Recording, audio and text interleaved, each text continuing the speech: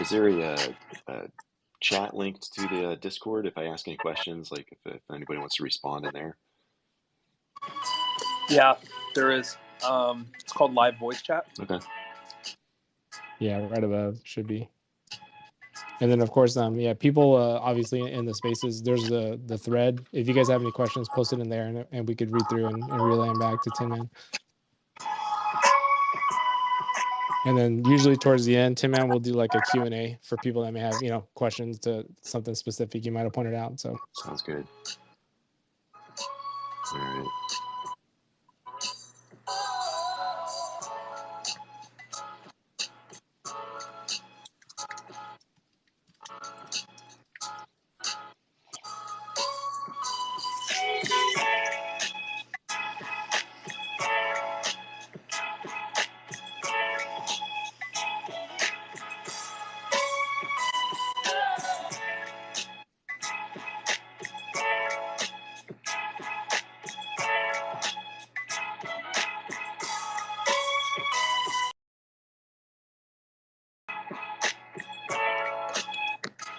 Okay.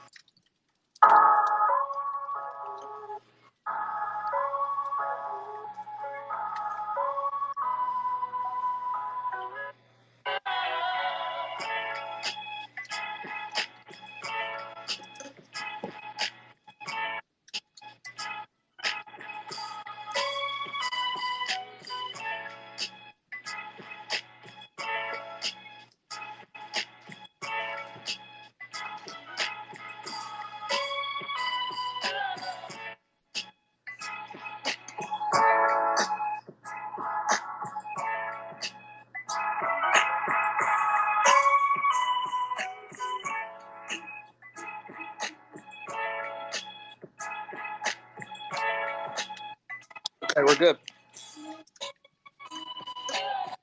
Ready to rock and roll. I'm gonna yes, sir. right. All right. Now. So yeah, just kind of the recap here. Thank you so much for everybody tuning in to the educational spaces today. Our featured speaker is Tinman. He'll be going over some option strategies, option spreads, and advanced strategies with options, not just your standard single vertical ones. I'm gonna go ahead and let him introduce himself. Let us know what got him into trading. What he usually trades. Obviously, he's going to discuss his option strategies and spreads, and then we'll kind of let him jump into the topic he'll be discussing. Yeah. So go ahead, Tinman. Yeah, happy to be here. Thanks for having me. I love talking about this stuff, and I'm going to try to not blast through it super quick, but I wanted to cover a lot just to give people like the giant overview of spreads and like the benefits and some of the drawbacks of it. Background, I started trading probably about 4 years ago actively, blown up 2 accounts since starting, and definitely it's definitely a marathon, not a race or a sprint. But started off just kind of taking alerts in different, actually trading biotech stuff and kind of setting up some trades, just sort of like multiple low probability trades that might bang and might not bang. And I started that like maybe 8 years ago, so quite a long time ago. But then got into options pretty heavy about 4 years ago, and then had the joy of riding the waves up and down with COVID, and started with the options, kind of taking call outs from different Discord servers, and then wound up meeting Bueller and Keanu, and really kind of focusing on the price action side of things. And then, probably most everybody in the chat here is still working a full-time job and trying to trade. And so if you're going to day trade and do it well, it's extremely time consuming. So I started looking at swing trades, and I was swing trading naked options, and it's either really expensive or you're trading, cheapies, and they burn up on you pretty quickly. And so I started looking at spreads, and really like what can I do to eliminate some risk. And what you'll hear Keanu and all of his crew and Bueller's crew talk about is, lining up like multiple confluences, lining up, bigger picture time frames, the resistance, support levels, supply and demand, and patterns. And the more of those things you stack in your trade plan, the higher the probability is that you will win that trade, right? And then when you add in spreads, it's like mad scientist time. I love this stuff. It's also time consuming, but the more you do it, the easier it is to see just by looking at the option chains, like what the possibilities are. And so stacking the Greeks in your favor on top of the chart patterns, on top of the support and resistance is massive. And so that's how I trade. Really focus on the larger time frames and the confluence there, and then stacking spreads in my favor. So I day trade spreads because there's just so much you can do with them. And I imagine most of the crew here is day trading naked spreads or naked, just naked options. And if anybody that's traded options for like longer than 2 weeks knows how quickly weeklies and zero DTEs can get eaten up by time decay. So you could get like nail the move in your direction, and but it takes an hour or two to do it, and you're at the money at the time, and your profit gets eaten up by the time just crushing those options. So that's the quick background. But I'll jump right into this unless somebody else wants to chime in or add anything to it. Yeah, no, I think we're good, man. We have your obviously if you guys are on the YouTube stream now, the link was posted. It's on the first slide, so Tinman could just get right into it. Those in Discord, it's posted in the live voice chat, or the live voice. It's streaming, so go ahead, go ahead and start when you're ready. Cool. Yeah, and I think most of you guys will know like the options journey is long, even longer than I think just regular day trading. If when you're looking at all of it's like a totally different language. When I first started learning options, right, I had to start watching the same video like probably 4 or 5 times before I got through the whole thing. And it was a good, like, I think it was a 3-hour video on like options, like soup to nuts, right? So I'm going to try and condense most of that down into hopefully, 30 minutes, but we'll see how it goes. A lot of the people that you see out there trading spreads aren't day trading them or aren't doing them for short swing trades. They're doing them for like longer swing trades, or just taking advantage of how the market makers trade options, where they're selling like way out of the money contracts and just letting Theta crush those things. But Option Alpha is a great resource. This guy is very conservative how he trades options. He's putting on a ton of trades all at once, and then he's constantly rotating up and down. But he's essentially setting up like a fence around the price action, more or less, like calling the high or the low. In 30 days, I don't think it's going to go above this point. 30 days, I don't think it's going to go below this point.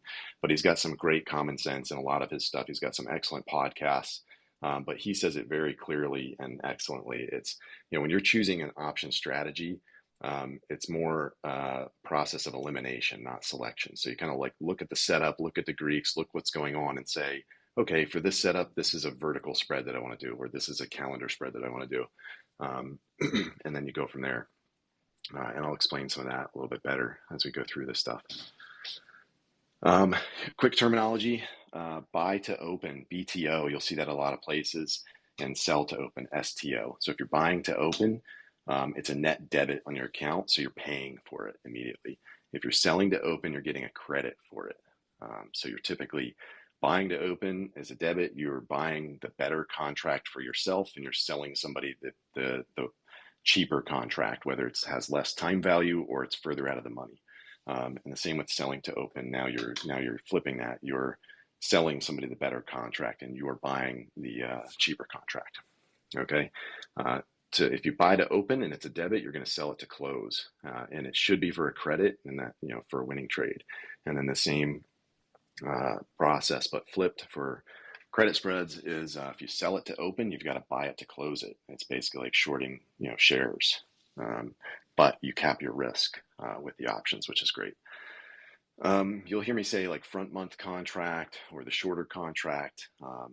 That's basically if a contract that has shorter expiration period on it. And you'll hear me probably say like the back month contract, which is the contract that's the longer expiration.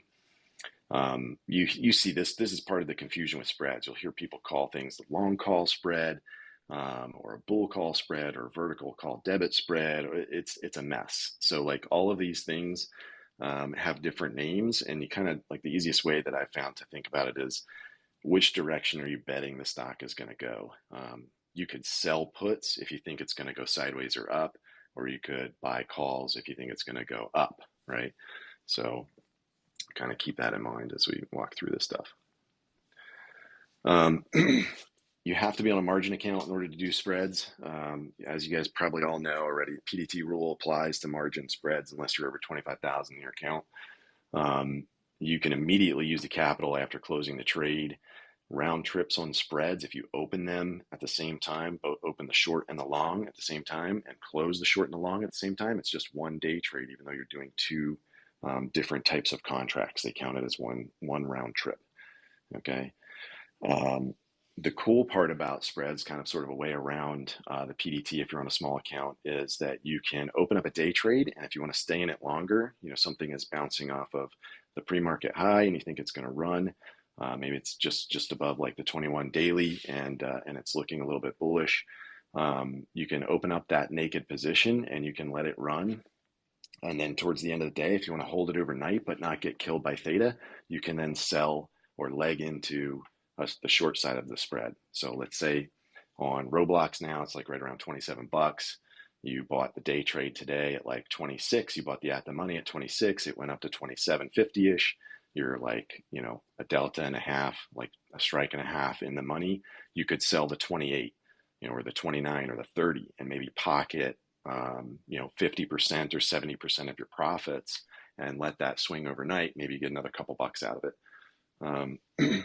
Cash accounts, you guys know there's no PDT rule for trading options, but you can only trade the cash that's in your account. You can cycle through it in 1 day. You got $1,000 in there. You can make $1,000 worth of options, opening trades and close them. And then you got to wait the next business day for them to open. The cool thing about that, if you guys aren't aware, if you open up like an overnight swing, when you close it the next day, your cash is immediately available in your account. Some brokers are different, but most of them are that way. So that's sort of a little bit of a way around like the cash, like limited cash account stuff. So when I was first starting out and I had a smaller account, I did a lot of overnight trades based off of volume at the end of the day and recapturing like a key level. If Starbucks was pushing up to 79 and like at the end of the day you saw 10 million extra volume come in and it bumped up above 80, I'm going to grab a couple options, swing them overnight and close them the next day, and my cash is still immediately available to day trade. Right? Most brokers, I think probably not so for like Robinhood, maybe Webull, I think, they require $2,000 at least to trade spreads. Tastyworks is what I use, and it's a great platform. If you guys are thinking about opening up a Tastyworks account and funding it with over $2,000, let me know. I'll give you a referral code so I can get a point or something towards a blender. They don't do a whole lot of Yeah, stuff. yeah. I was gonna say, Tim, man, if you wanna post your referral link, we'll tag it at the top of the spaces if anybody might be interested. So Cool. Yeah, I'll throw it out there. But they're great because they use the lowest amount of margin required for like FINRA standards for opening spreads. And if you're trading volume, which I'll show you, it's possible to trade decent volume on spreads even with a small account because you can shape them however you want, which is what I love about this. Like I said, the mad scientist part of it, you start looking at these things, you can do a lot with them. So quick overview, the long call, you guys know the naked call, you're buying to open, it's a debit, right? The impact on your capital here is the debit. To close it, you're selling to close it. Your max profit is infinite. Your max loss is the initial debit. So you can't lose more than you ever pay for these contracts, so long as you're going along with them.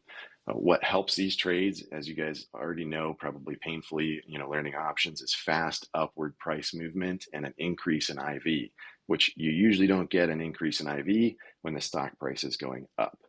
unless it's due to earnings or some news that dropped or something like that. What hurts the trade? Obviously, downward movement. Time kills these things, and IV decrease. So you have to look at this stuff. This was a painful point that I learned when I was first trading, was if you're buying your long calls or you're buying leaps and the IV is high, IV decrease or IV crush is just going to kill the value of those contracts. So you can't be buying leaps when we're in an increased IV market. You kind of have to let it normalize a little bit. The long put, the exact same as the long call, the naked put. I won't repeat that stuff. You guys get the idea. The puts, you're buying a put if it goes down, right? If you think it's going to go down. You're buying a call if you think it's going to go up. The long spread, okay, this is either puts or calls. You're buying to open the more valuable option, and you're selling to open the less valuable option. And this is still going to be a debit, right? And you're still selling to close this because you bought to open it. Your max profit is limited by the short contract. So Roblox, again, I love trading Roblox, so you'll hear me say this a lot, but it's at about 27.50-ish. You buy to open a 20 and sell to open a 30. You're going to be limited once that stock price starts getting up into like the $35 range, because that $30 short option that you sold is going to start to increase to the same delta as the long option, and then they're going to start sort of like plateau for value. So still the initial debit is your max loss on this. Steady or fast upward price movement. You'll see this is really cool when you start adding in these short contracts, and this is vertical spread, or that I'm giving you as the example. Steady or fast upward price movement is great, and IV increase is great. It's the same as if you were long a naked option. And downward price movement, longer times in the trade, and larger IV decrease. So when you start combining short and long options to build spreads, you hedge against massive movements, price direction movements, and IV movements. So this is another great way to sort of protect your account, your capital. The short spread is you're selling to open the more valuable option and buying to open the cheaper option, right? You're getting a credit for this, but they're also going to earmark funds in your account for the difference between these spreads. So if you buy a 35 and you sell a $40 strike option, that's a $5 wide spread. They're going to earmark $500 in your account to hold that, to maintain that position. That's your max loss. What really helps these trades is price movement towards sideways or away from your short strike, and an IV decrease in time. So selling these when IV is high is great. Price movement past your short strike is what's going to hurt you on this. So you can even get downward movement towards your short strike, and this trade is still going to profit. Here's a quick visual on it, and I'll explain this a little bit better. Verticals are buying and selling the same expiration, but you're just picking different strikes, right? Calendar spreads are buying and selling the same strike, but different expirations, and diagonals combines them both. The general guidelines are the wider the strike spreads, the less protection you have, but the higher profit potential you have typically, and it's more expensive to trade. The wider the expiration on the spreads is the same thing. The less protection and more profit you get, but the higher the risk is of trading them. Often monthly expirations are more liquid, but it just depends on the ticker. Some of the weeklies on some of the hot items that you see being traded a lot are just as liquid as the monthlies. So verticals, all of these trades you would typically construct by buying and selling the options at the exact same time. So for vertical debit spreads are usually directional. So you're gonna, like, if you think Roblox is going up, you're gonna buy and sell, maybe 3 weeks out. You're gonna buy like the 25 and sell the 30, or buy the 30 and sell the 35. And that's how you would construct it. It's a pretty directional trade, but you do have some hedging for sideways movement. And the credit spreads are really neutral and non-directional trades. So vertical is like one of the basic types of spreads that anybody can start out trading. And really, it's lowering your cost to trade a ticker, and also hedging your trade a little bit against extended hours movements like after hours. I don't know if you guys have ever picked up a swing trade, an overnight trade, news drops, and you're hammered, even like 30 minutes after the market closed, where you could normally get out of shares and you're stuck in your options. And those naked options are just going to get crushed. Setting up a spread for them will help protect against that sort of movement. Credit spreads, I would say, if you're not too familiar with spreads in general, I wouldn't trade them off the bat. You need to do more homework on them and kind of learn a little bit more about what's going on with spreads in general before you jump right into credit spreads. Calendar spreads, I love these. These are like one of my favorite things that got me into spreads. This is great if you've ever seen something get beat up on earnings, big dump, drops down, starts to curl, the bottom starts curling. You can see that gap, right? What happens with gaps? I think it's 83% of the time gaps get filled, right? Up or down. So what are we going to do? We're going to play the bottom curl. We're going to play it taking a long time, potentially like 2-3 weeks. We can look back at the chart and see what it took previously on a beatdown play and see how long it'll take to potentially get back up to fill that gap. And then I can sell somebody a 35, like let's say on Roblox, they just got beat down. I'm in like pretty heavy in the positions on Roblox. They dropped off of news on like decreased subscriptions, but it was still good numbers. I think it was off by like 1% or 2% of the expectation. So it's kind of an overreaction type trade. Drops down, starts curling a day or two, and we see the target gap above. And Starbucks also just did this. I like trading Starbucks a lot too. So we start trading the bottom of that curl, and we can get into a spread. It was at I forget, maybe down around 20-ish. And we could trade somebody like 25. We'll sell the 25 short with 2 weeks to expiration, and we'll buy the 25 long with 3 or 4 weeks to expiration. And the beauty of that is the time just crushes that front contract, that front month contract first. And so you get profit by the stock just going sideways or slowly in your direction, which is awesome.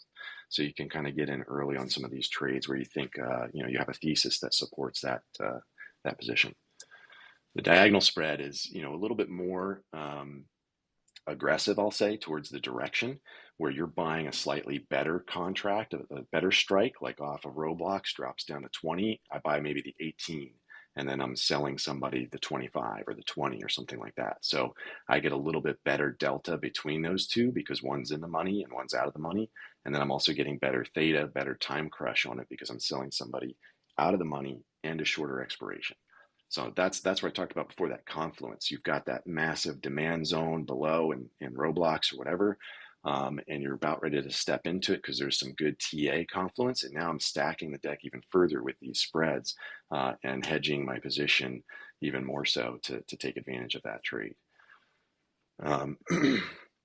So, you guys can go back and look at this and read all of these, lots of words. I put too much on here a lot of times, but typically a general rule with diagonals that's worth mentioning is if your debit, the cost of the spread is less than the strike spread, like the width of the strikes, then you have a lot less risk of losing profit because of a large movement.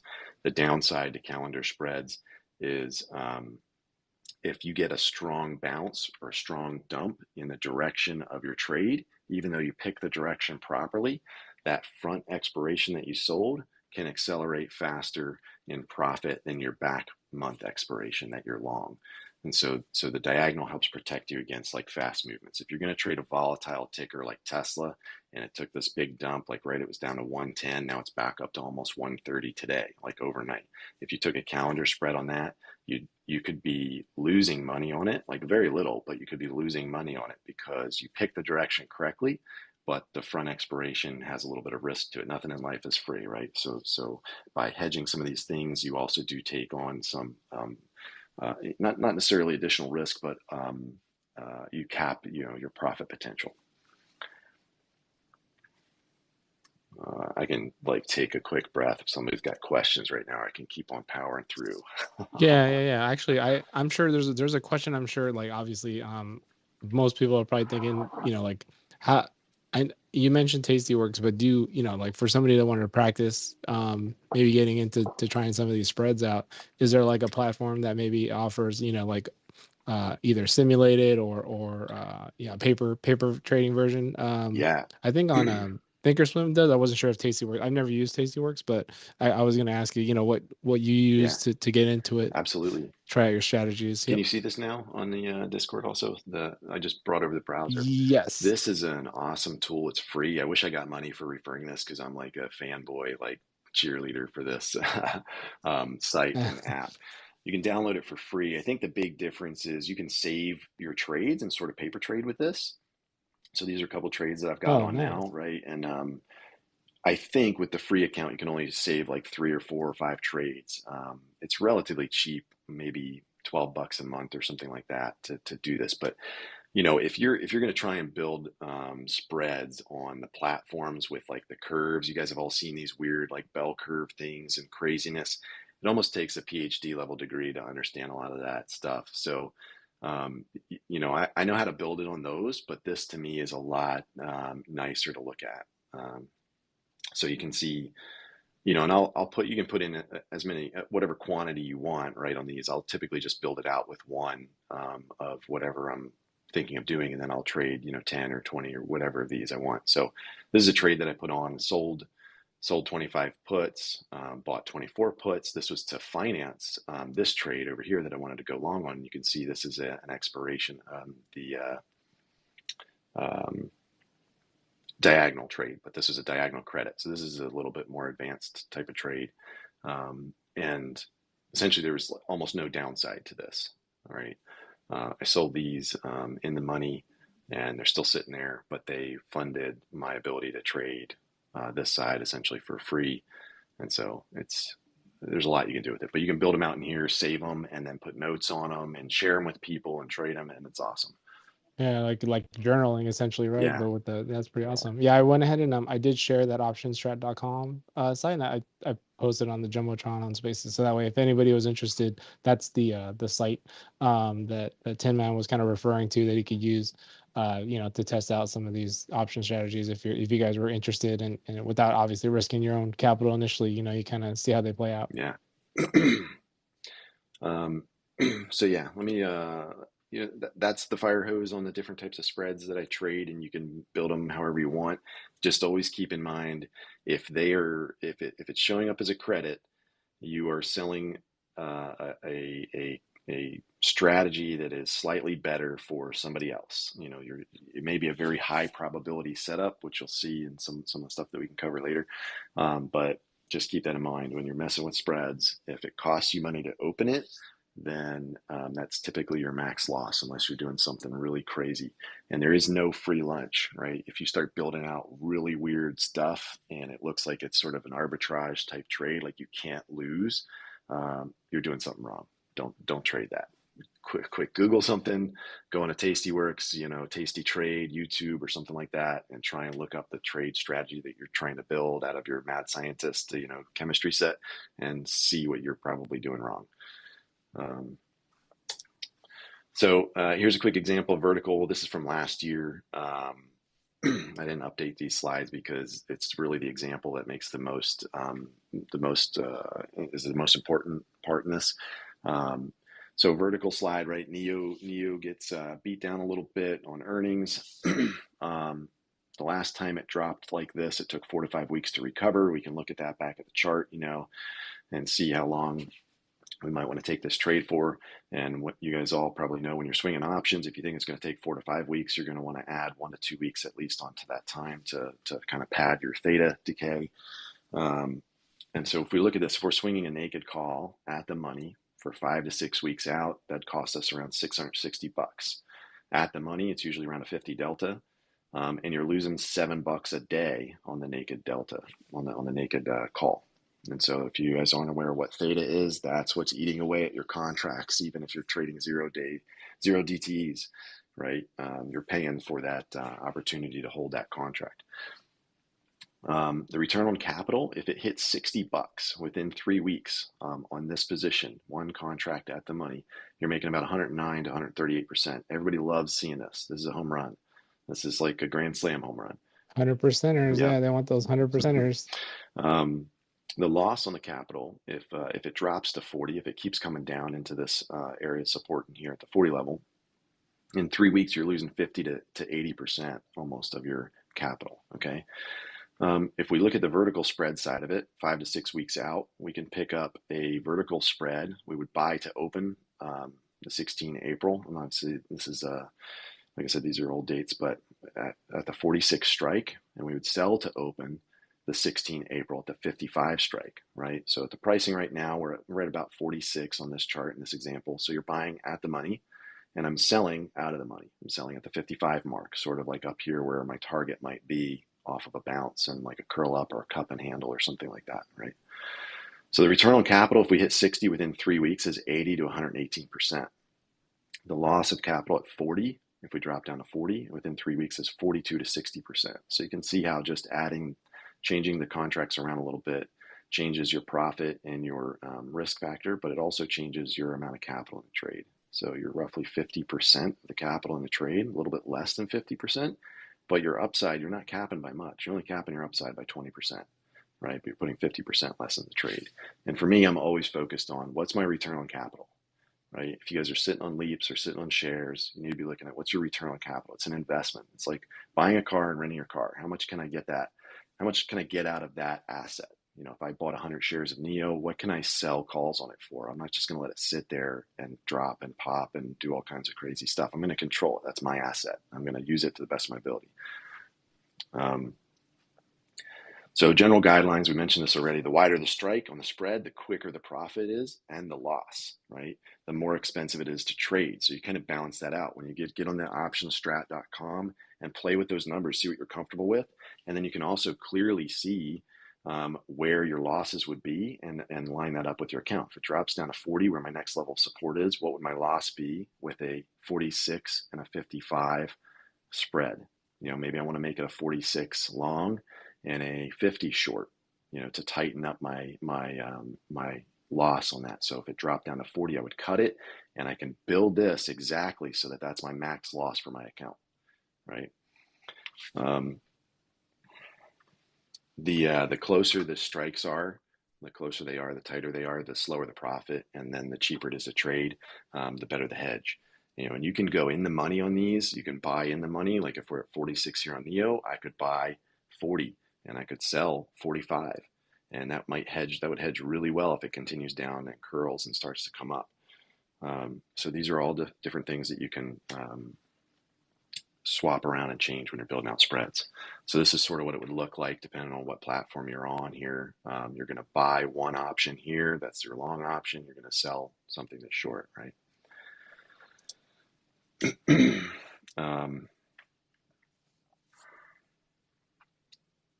I think that's out of order, but this is the example of the calendar spread, which we're going to look at here next. And you can see the difference in this, right? The calendar here is this different dates, but the same strike. Okay, the vertical here is same date, different strikes, or yeah, different strikes. All right. Question on like usually when you have these spreads, you know, even the one that you showed for the calendar one that had like the same strike but different dates, like when you close them, do you close them in pairs, or do you usually exit in, you know, like I guess by closer to expiration? I guess how do you execute when you actually are trying to get out of it? You can, like, the simplest version of this is you set your profit targets, you set your loss targets, and then you just stick to that, close them as a pair, like as one trade. Okay. I'll do different things with these because I've been doing them for a while. So like this trade here, you can see this is a, 107 days to expiration on this one and 44 days to expiration on this one. So by the time this expires, if it didn't make it to 60, that's going to leave me this long option at a discount, right? Because I sold something against it. So you can see this is a really wide spread. This is why I had this on here. Sorry. This is to show you what you don't want to see. Yeah, right? The the bid ask, bids and yeah, asks are crazy. huge. This Yeah, is not something that you would want to trade. You don't want to trade something that's got $100 of slippage on it. Um, and the same for this. This is, $50 to $90 of slippage on this.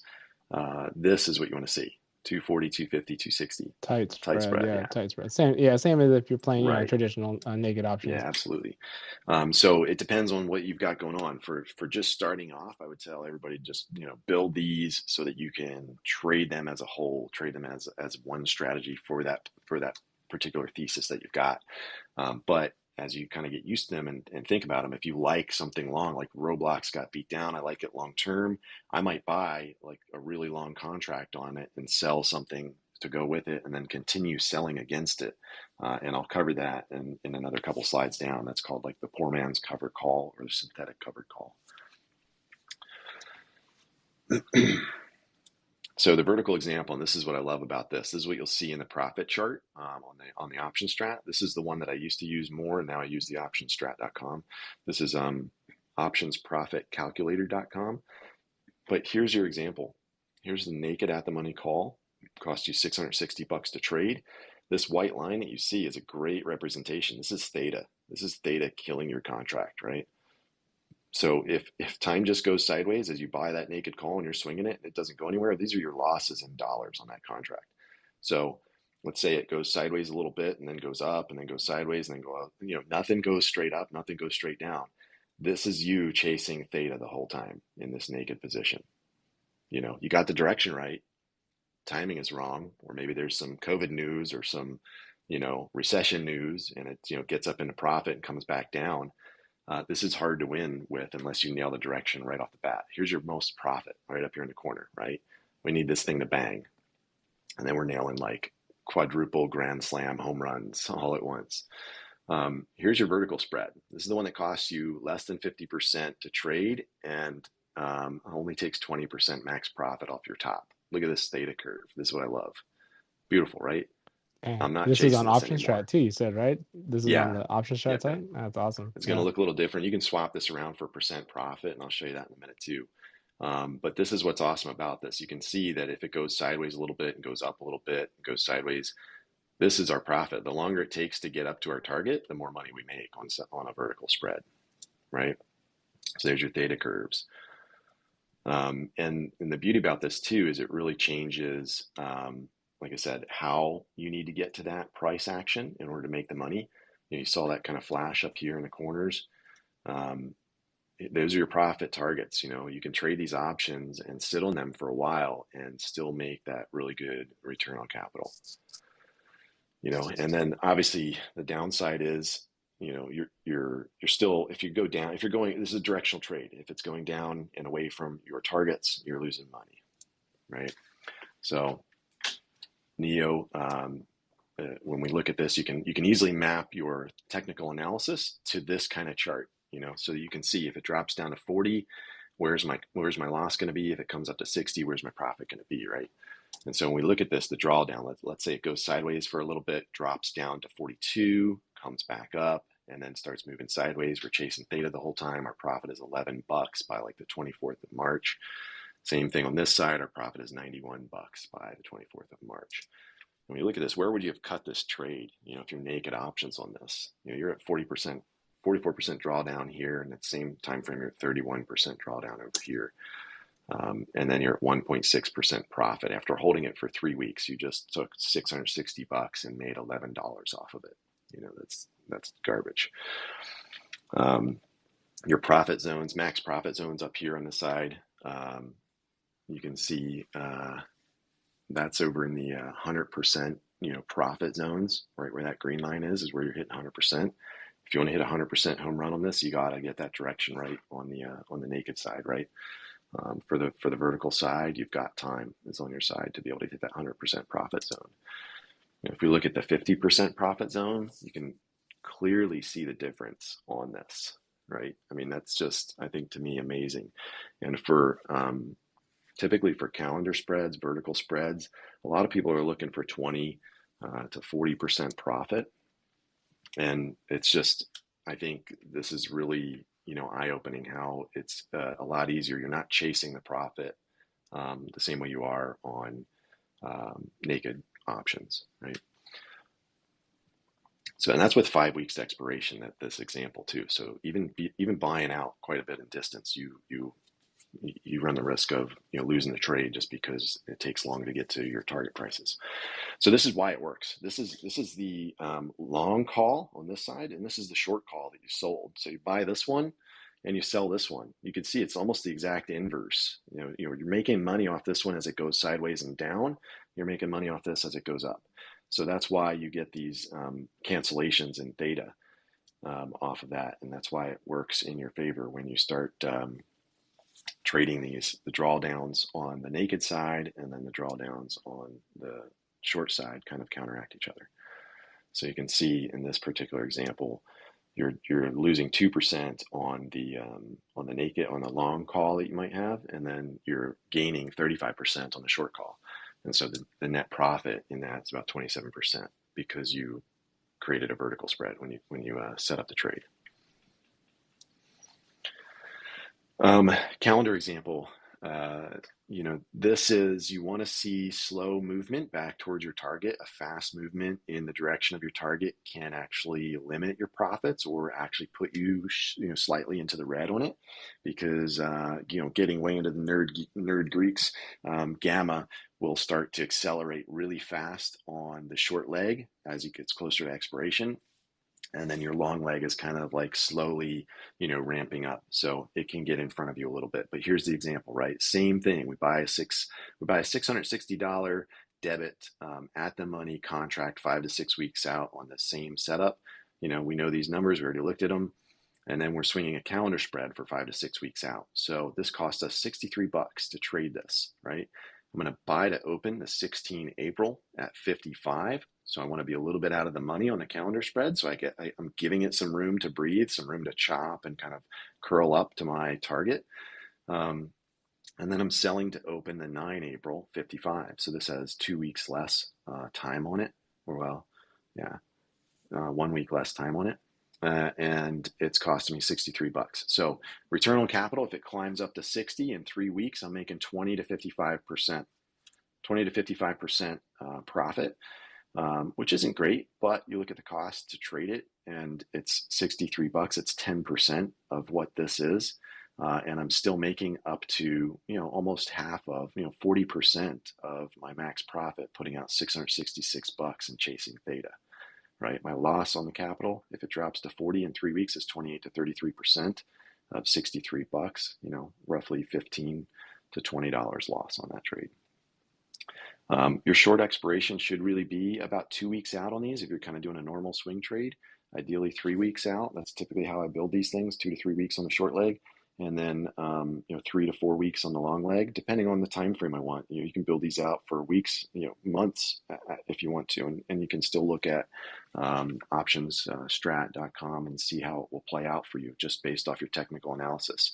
There are not a lot of spread traders that use technical analysis and combine the Greeks with it to make sure that they're setting up like the best possible strategy for themselves. So this is, I think, where groups like Keanu and Bueller can really kill it, adding in this like straight price action technical analysis with the spreads. So same look at the naked option. We looked at all this, right? So let's look at the calendar spread. Look at this Theta curve, like beautiful. We've inverted the Theta curve a little bit, and you can see the drawdown here, max drawdown 22%. I think we're at 33% on the vertical. And then you're up to 46% profit, when comparing them. But if we look at the 100% zones for return on capital, we've changed it. You saw it up top here, right before for the verticals. Now we've kind of like lowered it a little bit, so it's a little bit easier to get to from our entry point around $47. If we come up, $3-4 and go sideways, we can hit 100% profit on this trade. The 50% zone is like kind of coming to you as time goes by. I love this stuff. And then the 20% zone, which is a great target for calendars, 20 to 40%. You can see if it does nothing but go sideways, you're getting to that profit target, 20 to 40%. So if this isn't blowing your mind, I don't know. I don't know what to tell you.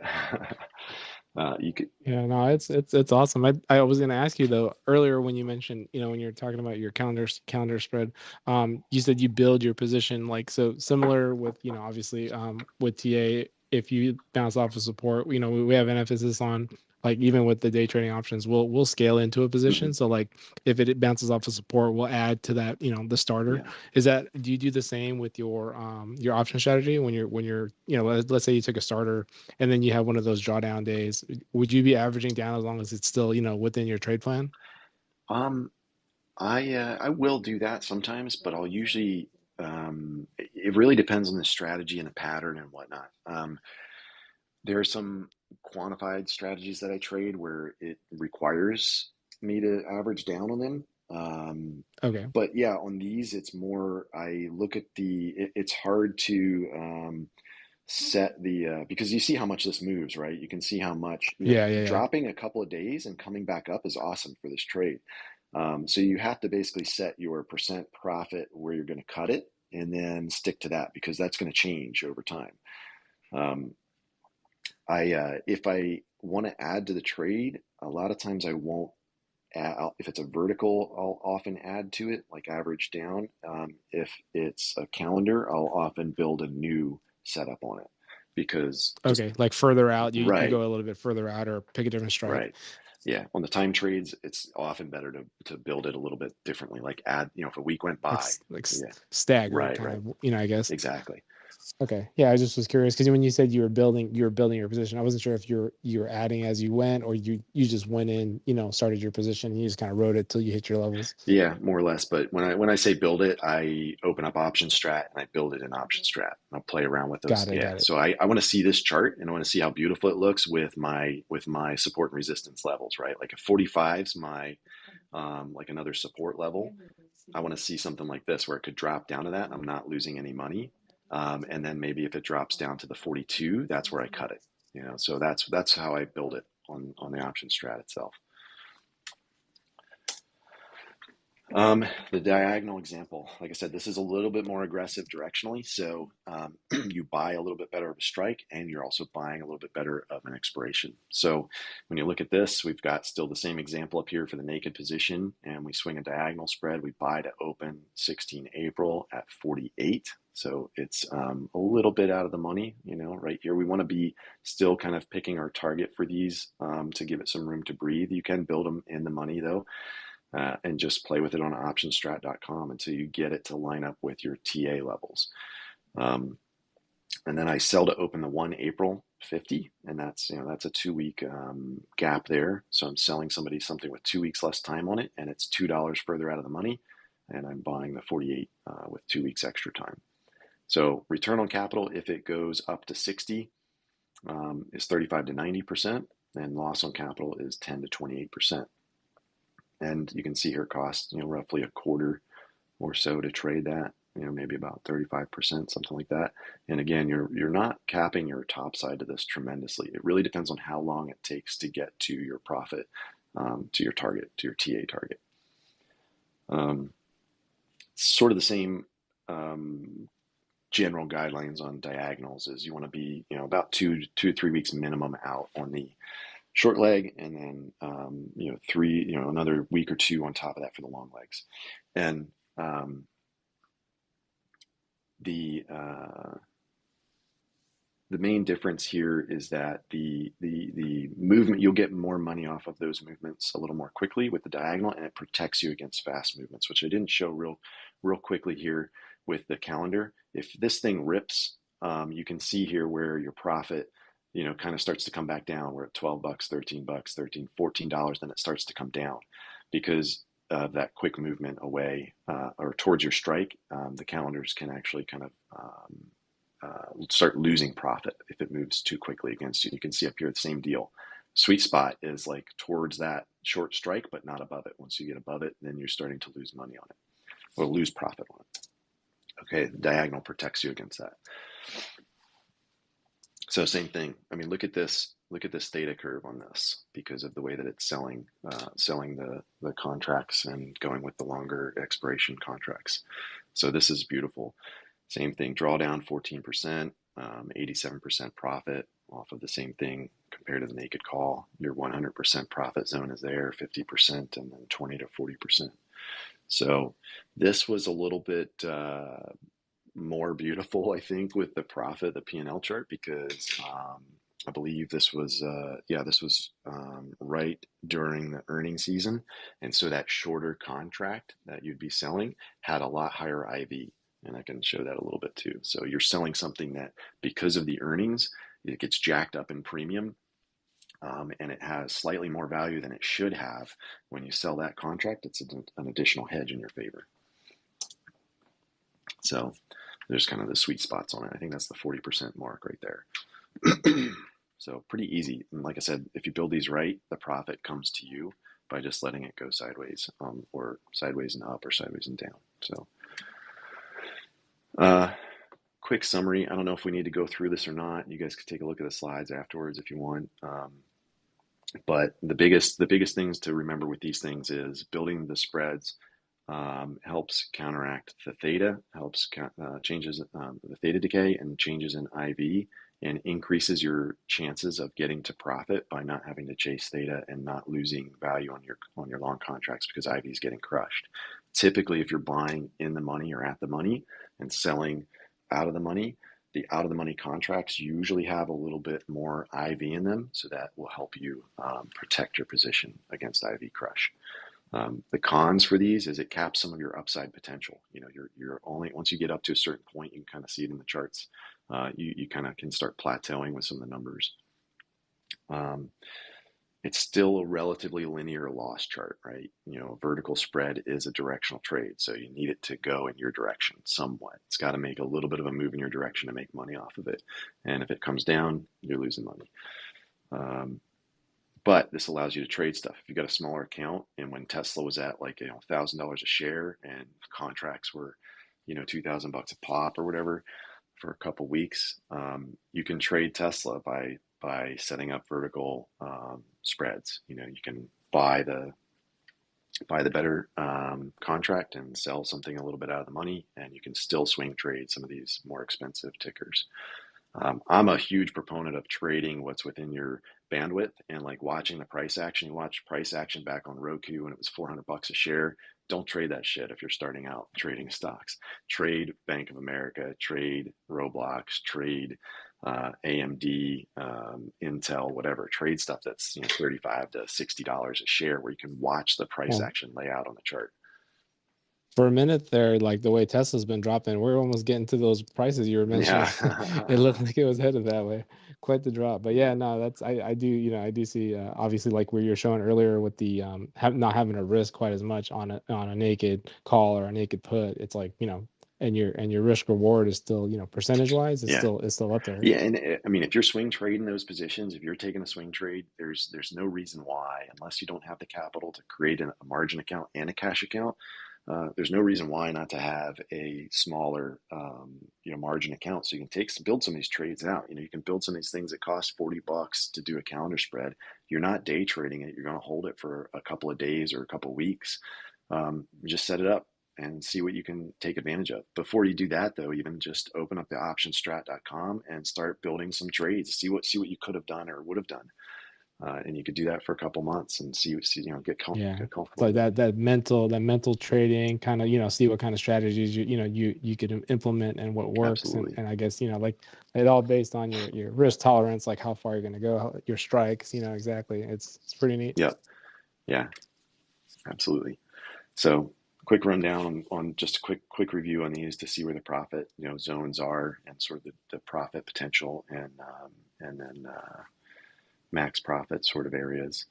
The calendar spread, like I said, the only thing you have to worry about with this one typically is quick movement in your direction. You know, I'm showing these all calls, all to the call side, to the bullish side, but you can trade these just as easily to the put side. And it doesn't matter which direction it goes, you know. Diagonal, again, we just went through all this, so I'll kind of blast through it. But you can see the advantages, I think, of these, like swing trading these. You can do this stuff with more complex, just long strategies, like going long strangles and stuff with just naked options, buying, you know, one or two calls and selling a shorter or buying a shorter expiration put to hedge your position. But you're long all that theta, you're long all that time, and it costs more money. You can see that these, like doing the spreads, lowers your cost to take that trade, to participate in the market. And if you're on a cash account, you have to go long everything. You have to go long a couple calls and long a put to hedge, and it could kill. It could be a great trade, but at the same time, you're putting out 2 or 3 times the capital to take advantage of a setup. So real quick, this is the synthetic covered call. I mentioned it briefly before when you asked that question about like how I might trade it or get in and out of the trades. This is a great play to take if you want to get in a position in a ticker that you like Tesla, that just dumped down to 110, but maybe you don't have the money to buy the shares. You can buy something, you can buy a contract and you can sell against it. And this is a little bit more advanced, but not necessarily. So all of the stuff that I talked about before, you would be buying and selling at the exact same time. It's one trade. With this, you could buy the calls. I just picked up a bunch of Tesla calls when it was down at like 110 for 750 days to expire. And now I can sell against those. I can continually sell calls against them like I owned the shares, and I'm selling covered calls, right? So it just depends on what strike you buy and how much time you've got on it. So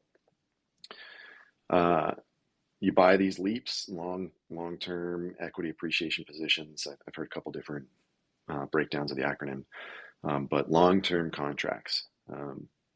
You can. There's different ways to take advantage of a good sell-off on a stock. Buy the leaps and hold it. Buy the dip with naked calls.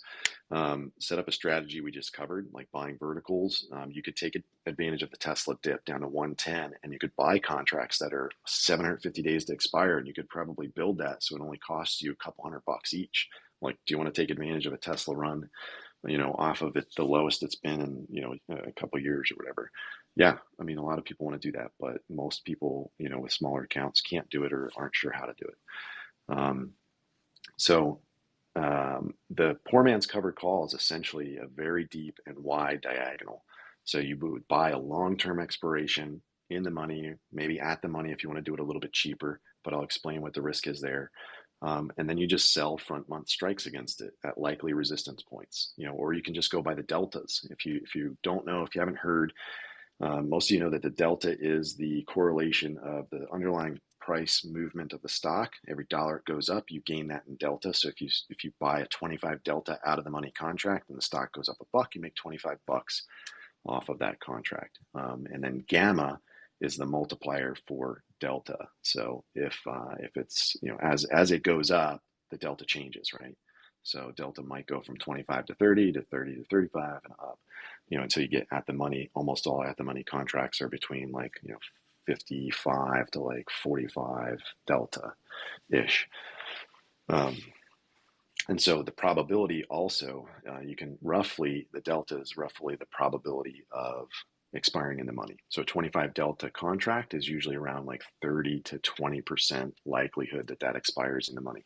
And it's also roughly half of the probability of touch. So if you sell a 25 delta contract, roughly that's a 50% chance that the price would touch it before it expires.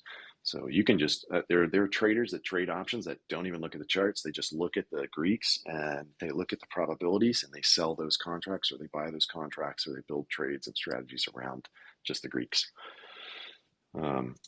So we'll look at this Intel case study. I traded this a while back, back when it was at 65-ish bucks. And so it gapped up on news, I guess, that they were, I think they were outsourcing some of their, production finally. So you got this gap up here, and then it dipped back down to close the gap. There's that 83% of gaps get filled, and then what's going to happen is the 200 daily SMA, and it bounced back up off of that. So perfect confluence with the 200, the 21, and the gap fill. Take that trade and start running with it.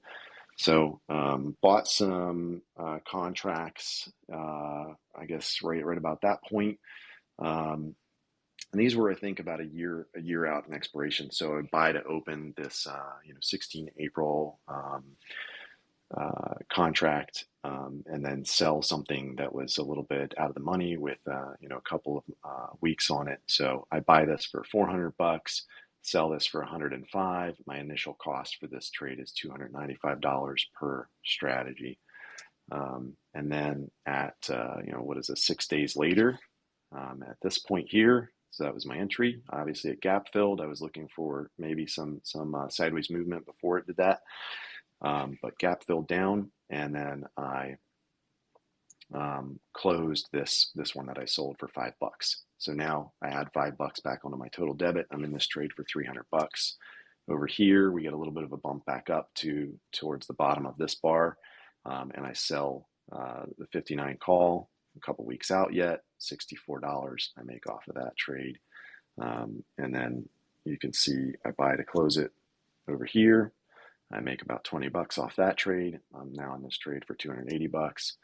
Sell again, right? Buy to close it. I'm just constantly lowering my cost to sit on this leap position. And I'm making money off of this. Like I said, this is my asset at this point. I don't want it to sit there and decay. I'm going to make money off this. I'm going to put it to work for me. I don't buy a rental apartment and not rent it out, right? So as you can see, I mean, this doesn't look like a lot of money, but if you had a couple hundred of these, you're making really good money off this. And when you look at the return on the capital, this is $22 off of a, originally $290 trade, a little bit under 10%, maybe about 8%. I'm making off of this every couple of weeks. So sell another one here, buy it back, $30. Now I'm in the position for $230, and I'm still just sitting on this, right? So this is the percent, the money that I'm making off of that position, right? As we go through it, so it's kind of adding up. Go ahead. Did you ever? I was gonna say, yeah, from your experience, like, do you use your option strategies primarily on individual stocks, or do you trade in indices like SPY or the ETFs of them? I have a love-hate relationship with SPY and SPX. Oh, yeah, I was gonna ask, yeah, because I obviously, like, I was curious to see if you've back tested or done, like actual trades with, like, on the, Yeah. like, FOMC stuff like Oh yeah, that, yeah. like where you get the really volatile moves. Yeah, I typically don't trade FOMC stuff until the FOMC rip stops. But I will trade. You'll see IV spike. I have a lower study that's not on this clip. You can add it on TOS. It's called IMP. I think it's IMPL vol, implied volatility, and it's crazy. Watch this during the day, and you'll see that this is how your naked contracts get killed. On a drop, if there's a 5-minute chart on this drop, you'll see this IV line chart here start to come up. It's almost an inverse of the price action. IV starts coming up as price drops. And so if you're Oh. buying your contracts there, you're going to get some IV decay intraday as it comes back up. And so it's sort of eye-opening. Do you run that study on your the underlying stock chart or on the option chart? On the underlying stock chart. Oh no. Yeah. Oh, okay. So it'll just kind of show up Yeah, where you'll you have the see it. It's volume just a lower or study right there. got it. Yep. So I'll run the volume because I'm price action focused like you guys are, and then I'll run the implied volatility too. But on SPY, I trade like that. That's where I trade. On ETFs, I trade the quantified strategies. Larry Connor's book. Anybody can buy this. This isn't like some mystical thing. Larry Connors has a great book on quant strategies for ETFs with over 250,000 daily volume in them, and they're pretty straightforward. They're like 83 to 90% win rates, and I forget what the max drawdown is, but it's pretty low. And then I combine that with diagonals. I'll trade those with diagonals, sort of as like a hedge in the position, and then I can actually flip the position from a debit strategy to a credit spread strategy, and just eliminate all losses if it goes against me. So it's like it all comes down to how long you want to stay in a trade and how long you want to hold a position that's currently losing, if you want to eliminate the loss, or if you can do better with that capital somewhere else and just cut the loss and build something else.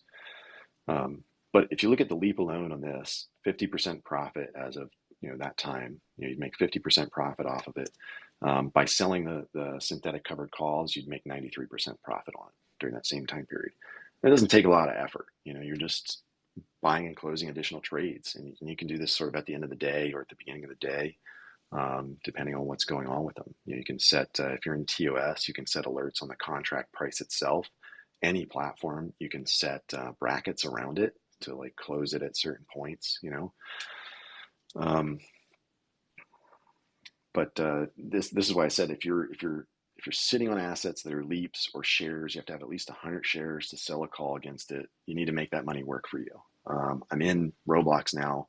I literally picked up a lot of my Roblox position in July, and my cost to own those shares right now is right about 19 bucks a share because I've just been selling calls against it for 6 months. My return on the capital in that time period is something like, I forget, it's close to 60%, I believe, just from selling the calls. I don't care what's going on with the stock price. If I'm getting in that and Roblox is decent because it's got higher IV, I'm gonna make that asset work for me, whether or not Roblox itself is going up or down. I put whatever it is, 10 grand into it, and I'm gonna sell calls against it and make that 10 grand work for me and get some return on that capital, regardless of what the underlying stock price does. So managing poor man's covered calls, you typically, let's say we're short the 63 for this week, and it's looking strong. It's pushing up. It's going to test that high wick there that I've got marked off at like the 63-ish level.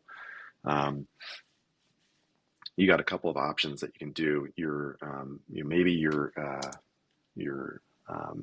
short is getting close to in the money. Maybe we sold the 64. You want to ideally time these so that you're kind of selling them on the pops. And with the recent market with SPY, almost every time we've come back up to the 21 daily, we've rejected on SPY because we're still in a downtrend, right? And we still got all the recession news and whatnot. So waiting for a couple of days to come up towards a key moving average or a key supply zone, and then selling calls is a great way to do it, because especially in the down market, we've had those rejections. So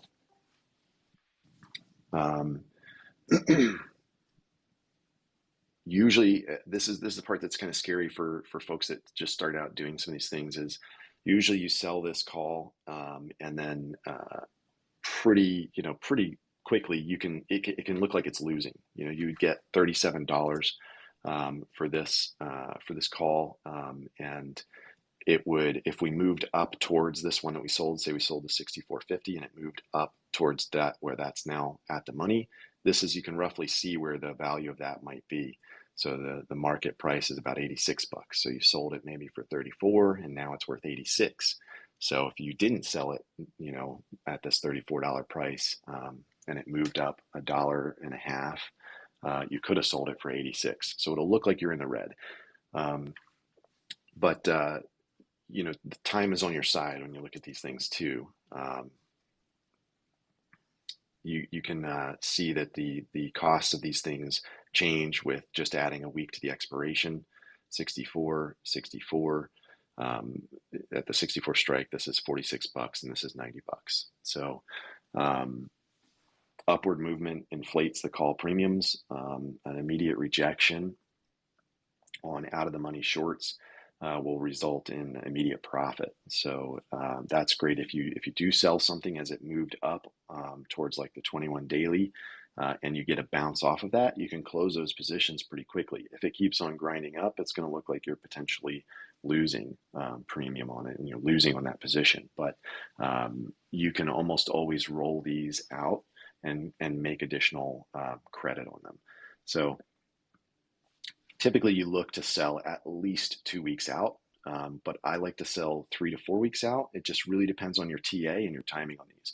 If you're confident you're going to get a bounce off of like a strong supply, you can sell more aggressively. You could sell closer to the money and capture that immediate profit off of a rejection, and you're hedging your long position a little bit better that way. So if there's catalysts and you get that upward movement, you get a gap fill, and then there's a strong supply. Like Starbucks just did this yesterday, coming up to 100, rejected off of that. If you're that good with the TA and you know that ticker well, you can do these things almost like day trades. If your short position is going like into the money because of a catalyst, time is still on your side. You can still look at your TA for another rejection, like another supply zone, and you can pull up the option strat calculator and see what kind of, you're gonna be looking back at. Let me see here. You're looking back at this kind of a chart here, right? This is what you sold somebody on your shares. So if it came up, we'd be actually inversed on this, which is this part here. This is your short that you sold. Say we get a movement up on a catalyst and you're down, $100. It looks like you're down $100 on this position. If we get a bounce back down, you can kind of see like how it will the time going by and the price action will help you keep that position profitably, because now the person that bought that contract, or the market maker that bought that contract, is now chasing theta, right? So does that make sense? Yeah, it's I think the option strat, the charts help visualize it a lot easier. For those that are on YouTube or whatever, obviously it's a lot easier to understand because you can see the max loss and the profit side. But yeah, it is a little bit to take in, because it's like, if you're not as familiar with trading them regularly. Yeah. And this there's some great videos out there. Kirk Duplessis on Option Alpha has excellent write-ups, even a white paper that's free on his website for trading covered calls. And this is one of the back-tested and quantified strategies to beat the S&P 500. So if, like to your first question a little bit earlier about the ETFs, buying 100 shares on S&P 500 and selling 25 delta contracts. If you look at this here, you can turn these things on your platform. Here's the deltas, right? So selling a 25 delta contract means it's probably only a 30% max likelihood that this would expire in the money. So you can sell this each month. The strategy with S&P is 100 shares and selling covered calls at the 25 delta. With 40 to 45 days of expiration, beats the S&P 500 return, I think, by 18%. And so pretty significant difference in the numbers there, but don't quote me on the percentage. It's in Kirk Duplessis' Option Alpha white paper if you guys want to take a look at it. So if your contract that you shorted is starting to go into the money, though, you can almost always, so long as you don't wait until the last week of expiration, you can almost always close the position and sell another one and take in additional credit. Because as you can see here, the 63, this has 4 days to expire on this example, and the 63 here is worth $86. The 63 out here is worth $135, $136. So let's say it's going into the money. You don't want to lose money on it. You can buy this to close it, and then you can sell this one over here, and you're still at the money, but you just pocketed another $40 some and $50 some in credit. You can roll it out away from the money a little bit to the 64, and you're making $5 credit. Not much difference, but you're also adding another dollar to your spread width, going from a 63 short to a 64 short. Oops. So this is what I mentioned before, that you can really start to look at with your even with long contracts. If you guys are day trading these things or swing trading them, you can turn on Theta. You can look and see what am I going to lose each day on this contract. So every day that goes by, I'm losing $10. If you're short this, if you sold it as a covered call, you're making $10 a day off of that, right? So that's the two different ways to look at these things.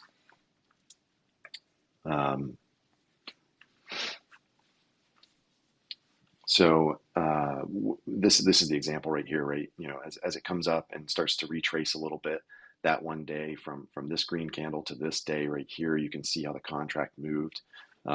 Previously, it was at $86, and in one day it's $44. So that's your time crush on that. Like it dropped, maybe 50 cents, and it dropped and took $10 off for the day. You've got 3 days to expire. And so that's why I was saying time is on your side with a lot of these things, when you're selling against your long-term positions or your shares. So the beauty of this, like I said before, is just eliminate theta, right? On most verticals or on most spreads, you can eliminate theta.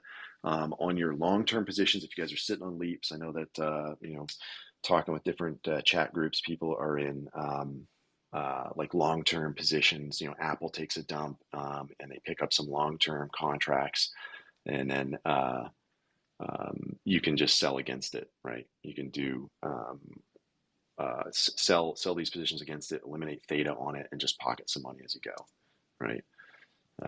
We'll kind of move through this pretty quickly, but this is just a quick view of your 227. If you bought a leap on this, 227 days to expiration, you bought it in the money. You got $1 in theta, and you can easily sell like weekly contracts against it and eliminate theta on it.